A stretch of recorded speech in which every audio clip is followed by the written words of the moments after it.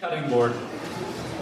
The man leasing her the penthouse is already upstairs when she arrives. The woman is here to pick up her keys and sign the lease, and after today, the place will be hers. She enters the lobby of the tall glass building, approaches the front desk, and calls the doorman by his name, but he stops her before the row of elevators and has her wait while he calls up to the man's apartment. The diligence doesn't bother her. Soon the doorman will know her name, and it will be her visitors facing the same level of scrutiny. She almost can't believe it. The woman has wanted to move into this neighborhood for years, and it was never even close to possible, but she received another job or another promotion and raise at work. Vice president at a Fortune 500 company. Deep down, she still thinks she might run for office one day after she convinces her boss that she's going to be the next COO, after she is able to start a family and save enough for a campaign, all of which she can start just as soon as she gets this apartment. In the empty elevator, she catches a glimpse of herself in the polished chrome doors and cuts a brief smile short when she realizes security is probably watching her and that soon they will be forming an impression of her. It is overkill, she knows, as she pulls out her phone to check her company's email, but she has cultivated an image of herself for years, and no chance is worth a crack in the facade. It is how she is here. Play acting. The penthouse door is open when the woman arrives, and the man calls to her from the kitchen when he hears her come in.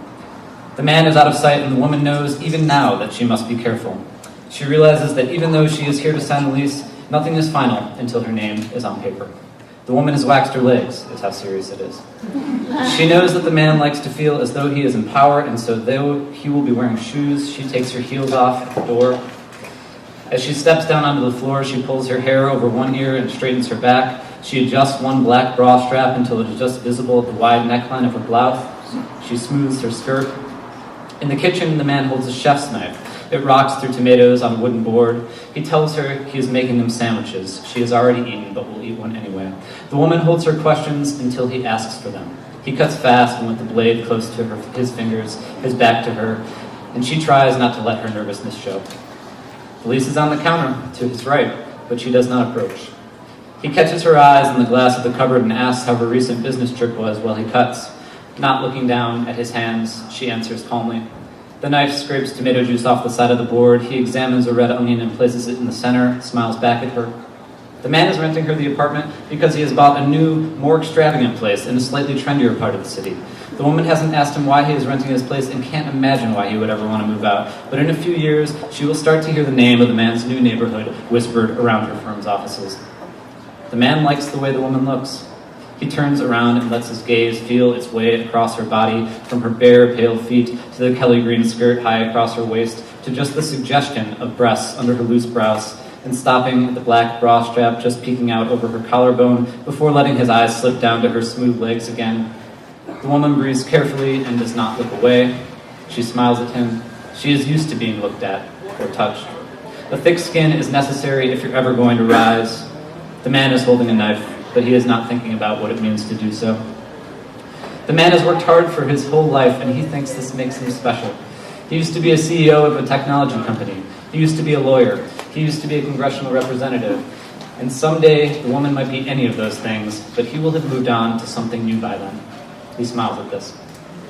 The man asks her another question to break the silence. Her mouth moves as he examines the clear line of her jaw where it meets her ear. The woman gets the feeling he isn't listening to her, but finishes her thought anyway and looks neither at him nor away. She is imagining the view of the park from the corner apartment's floor-to-ceiling windows. He is imagining her up against a wall. He likes the way she looks. Her full pink lips are moving, and briefly, in between sentences, her tongue darts out to wet them. The man is waiting for it to happen again. The man is not a rapist. He does not have to be. He can exercise his power in other, more subtle ways, and besides, the man thinks she will be a good tenant. He imagines her cooking food on his stove, entertaining guests in his dining room, bathing in his shower, and the man likes the idea of it. It seems somehow quaint, like a child in a playhouse. He is getting hard.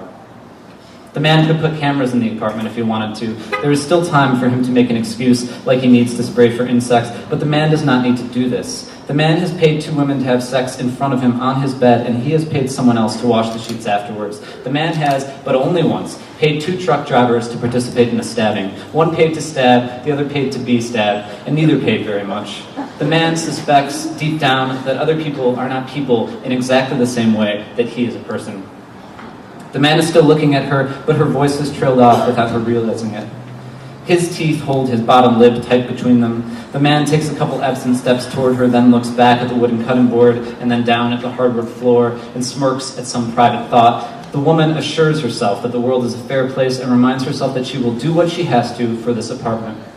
Later tonight, she thinks she will take care of a couple pressing problems at the firm, and then she thinks about how once she has this place, she can finally invest some more time in starting a family like she's wanted to for so long. The man does not need to stab her. Her hand resting on a hip trembles visibly. His hand steadies it. The man, if he wanted to, could give her the knife and ask her to stab herself, and she would. The woman looks up at him and slyly smiles. She is trying to turn things around. The knife sits in his left hand, and he lifts it just slightly, offering it to her. He wants her to stab herself, she thinks, as she looks up into his blank eyes. She is even thinking of doing it. She thinks about taking it from him, but she is not sure what she would do then. She imagines brandishing at him and leaving, running back to her old apartment. She imagines sliding up her skirt and driving the knife deep into her thigh, hoping that would be enough. She even imagines ripping it across the man's throat, the spray halting red objections issuing from his neck. But the woman cannot think of anything outside of these options. It seems to her like there should be something else, some fourth option, but she cannot think of it, or it is too late. She puts her hand over his and then slips the knife into her own. This is not what she thought the world was like, that someone could think of someone in this way.